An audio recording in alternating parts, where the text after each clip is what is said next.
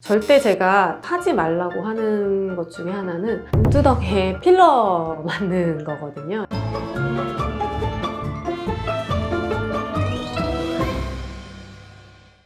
안녕하세요. 다름성형외과 문유진 원장입니다. 오늘은 눈매 교정에 대해서 좀 더 자세하게 얘기해 보도록 할게요.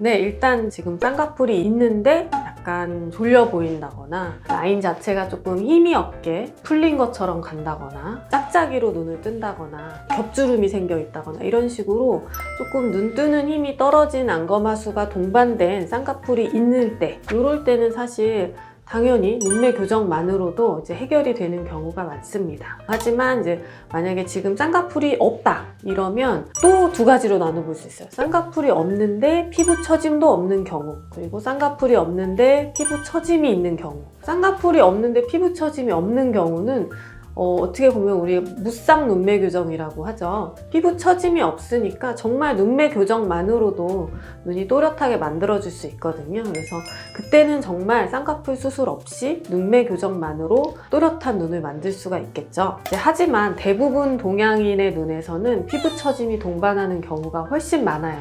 특히 쌍꺼풀이 없을 경우에는.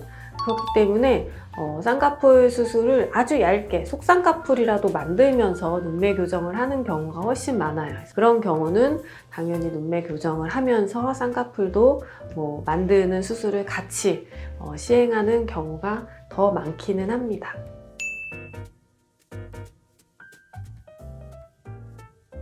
이마 근육을 사용해서 눈썹을 들면서 이렇게 눈을 뜨는 원인을 먼저 찾아봐야 될 것 같은데, 가장 큰 원인은 안검하수 그리고 피부 처짐입니다. 우리가 안검하수가 있어서 눈 뜨는 힘이 부족하다 그러면 이마 근육을 사용해서 이렇게 눈을 뜨게 되겠죠. 그 외에도 눈 뜨는 힘이 좋아 하지만 피부가 많이 처져 있다면 이게 피부가 약간 무겁게 늘어지다 보니까 시야가 가린다거나 눈을 뜰 때 되게 무거움을 느끼게 돼요. 그렇기 때문에 시야를 보려면 이마를 이렇게 쓰면서 눈썹을 들면 이제 피부 처짐이 올라가니까 훨씬 시원하게 눈을 뜰 수가 있겠죠. 그래서 안검하수가 있다거나 피부 처짐이 있는 경우, 혹은 둘 다 안검하수도 있고 피부 처짐도 있는 경우는 이제 이마 근육을 이용해서 눈을 뜨게 되는데, 피부 처짐이나 안검하수를 교정하는 수술들, 이마 거상술, 눈썹 거상술, 상안검 수술, 눈매 교정 수술 이런 거를 다 하고 났는데도 여전히 이마를 쓰는 분들도 계시거든요. 이런 경우는 어떻게 보면 그분의 표정인 거고 버릇인 거예요. 우리가 표정을 지을 때 눈썹을 찡그리시는 분도 있고 미간을 또 막 찡그리시는 분도 있을 수 있고, 이런 식으로 이제 개개인마다 버릇들이 있는데, 그분은 이제 이마를 이렇게 쓰면서 표정을 짓고 하는 게 그분의 버릇인 거죠. 그런 경우는 수술로서 어쩔 수가 없고 눈썹이나 이제 이마 쪽에 보톡스를 추천드립니다.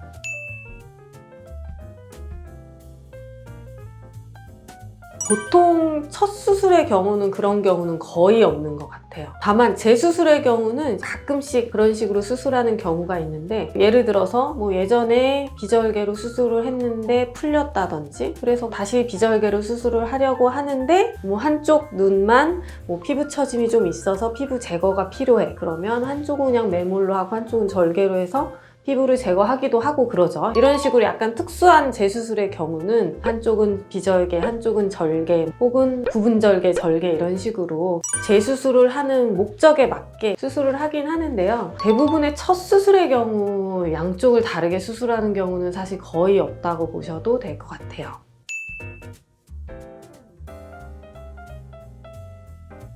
네, 있습니다. 우리가 보통 꺼진 눈이라고 얘기하거든요. 나이가 들어가면서 이제 눈두덩이에 있는 지방도 약간 쪼그라들어요. 피부도 얇아지고 근육도 얇아지고 하면서 눈두덩이가 점점 꺼져 들어가는 분도 많이 계시지만, 유전적인 이유로 아니면 해부학적인 눈 구조상의 이유로 젊은 나이에 20대에도 충분히 막 꺼져 들어가는 분도 있어요. 살짝만 꺼진 눈이다 이런 경우는 눈두덩이 지방 재배치나 이런 간단한 조작만으로도 어느 정도 꺼짐을 해결할 수 있고, 아니면 눈매 교정을 하게 되면 어느 정도 눈두덩이가 차올라요. 그래서 눈매 교정을 해서 차오르게 한다거나 이런 식으로 이제 간단하게도 할 수 있지만, 너무 심하게 꺼져 있으면 쌍꺼풀이 잘 잡히지도 않고요. 잡히더라도 굉장히 금방 풀어져 버려요.